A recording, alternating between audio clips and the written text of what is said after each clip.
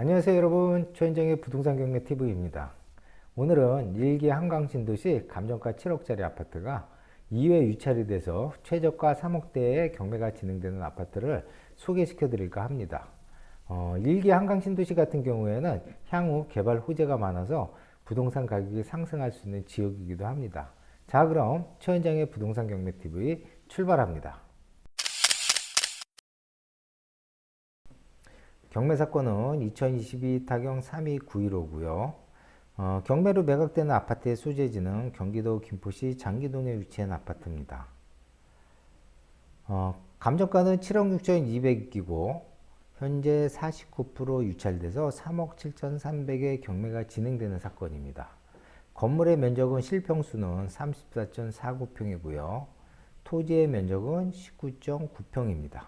그래서 분양평수는 43평짜리 아파트입니다. 자, 1차 매각기일은 2023년 1월 10일 날 감정가 7억 6,200의 경매가 진행이 됐다가 총 2회 유찰이 됐어요. 그래서 3차 매각기일은 2023년 3월 21일 최저가 49% 유찰된 3억 7,300의 경매가 진행이 됩니다. 그 다음에 감정평가 요약을 보면 이 아파트는 총 26층으로서 현재 매각되는 층은 7층이고요. 2011년 준공된 아파트예요. 그러면 이제 보통 12년 정도 됐다고 보시면 되죠. 그 다음에 경매 등기를 보면 2022년 3월 21일 날 경매가 진행이 됐고요.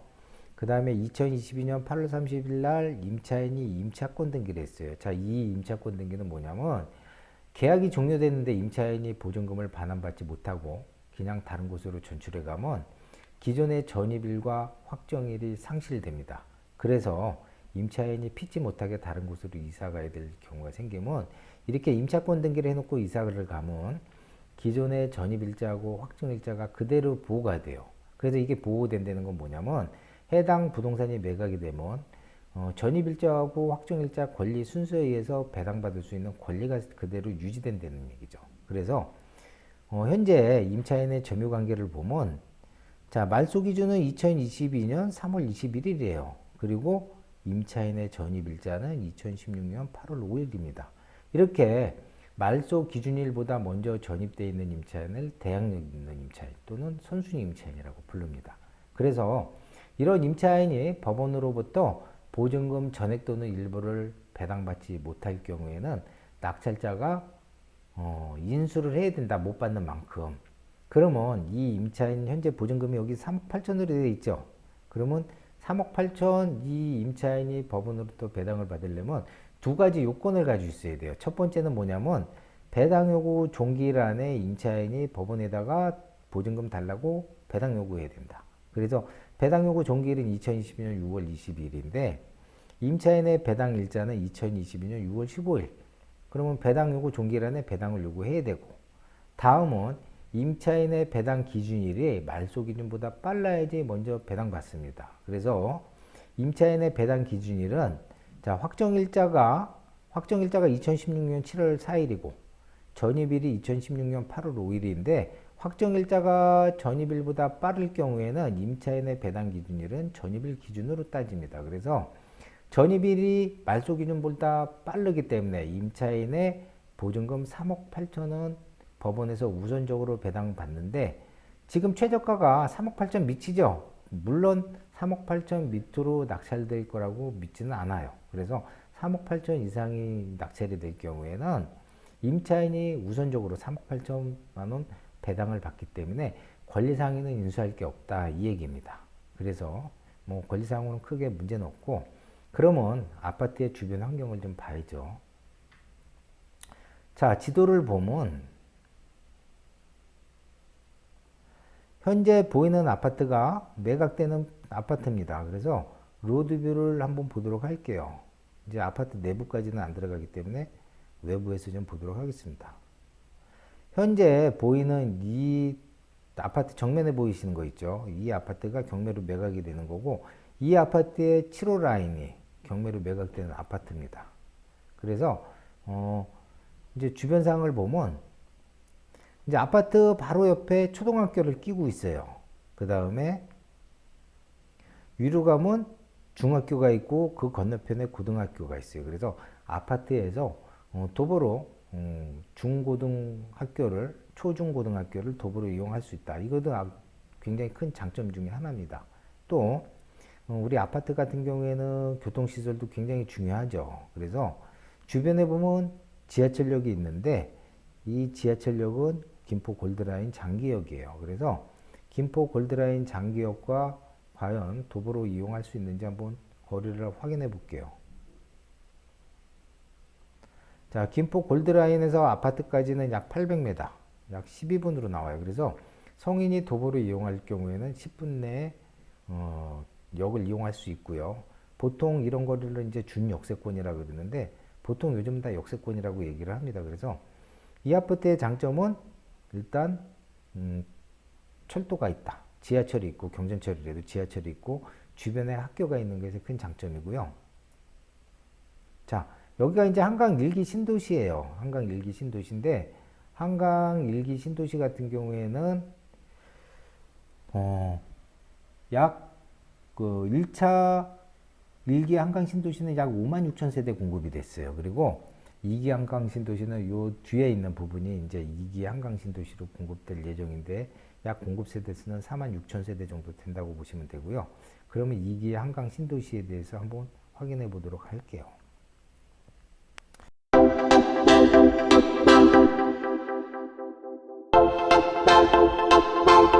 자, 2기 한강 신도시 같은 경우에는 우리 카페에서 정보를 확인하면 되니까 여기서 김포 2라고 한번 쳐보겠습니다.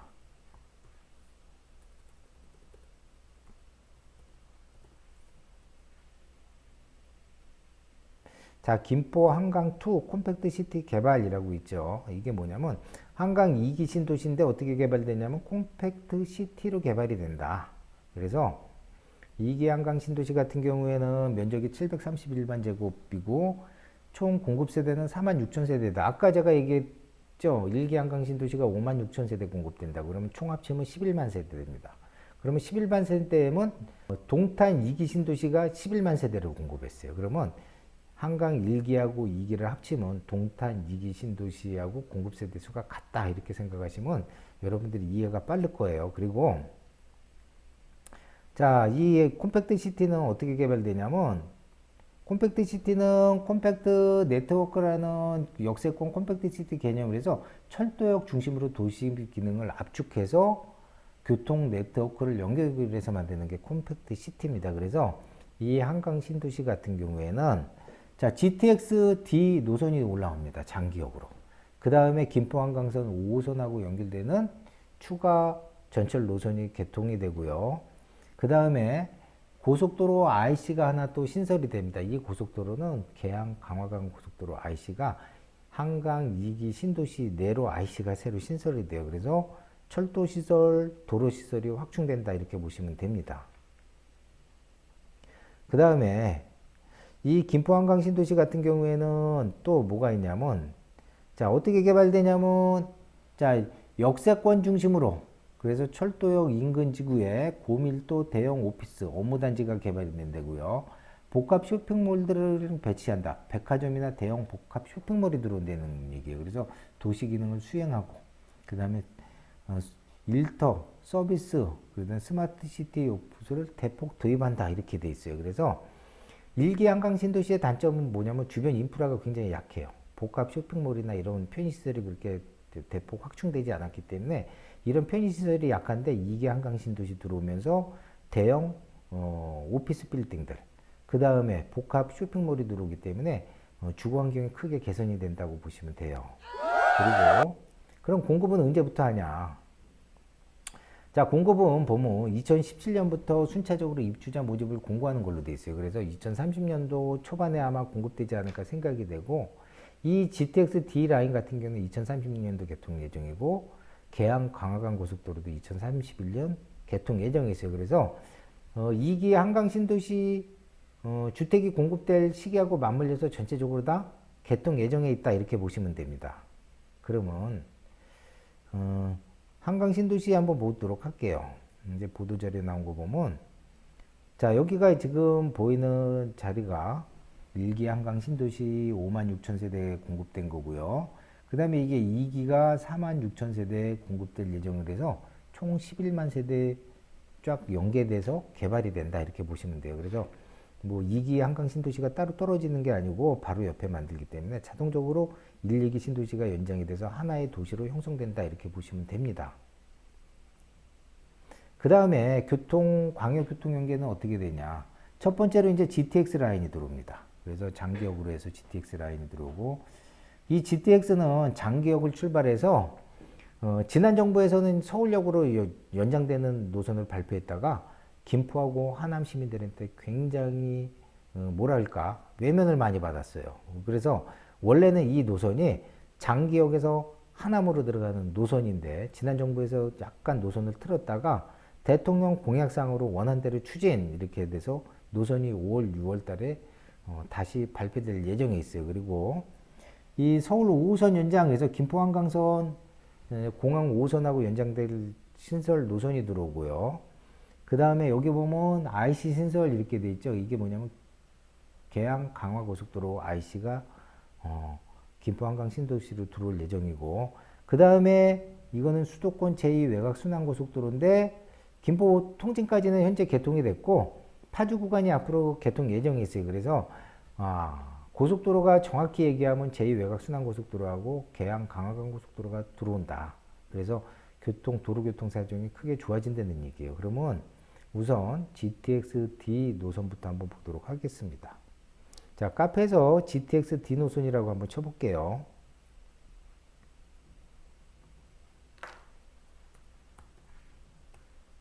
GTX-D 노선 치면요, 이제 내용들이 많지만 여기서 GTX-EF 기본 노선을 한번 보도록 하겠습니다. 자, 이 현재 보고 계신 노선은요, 대통령 공약사항이었어요. 그래서 원래 아까 얘기 드렸듯이 기존 노선은 지난 정부에서 김포 장기에서 서울역으로 가는 노선으로 했다가 뭐 이제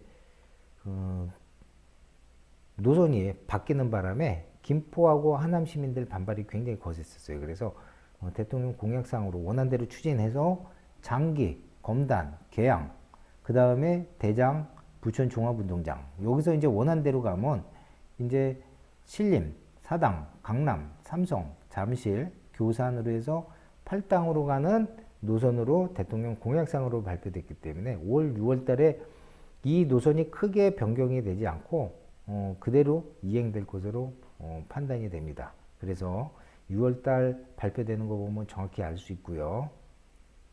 그 다음에 계양 강화강 고속도로 한번 보도록 할게요.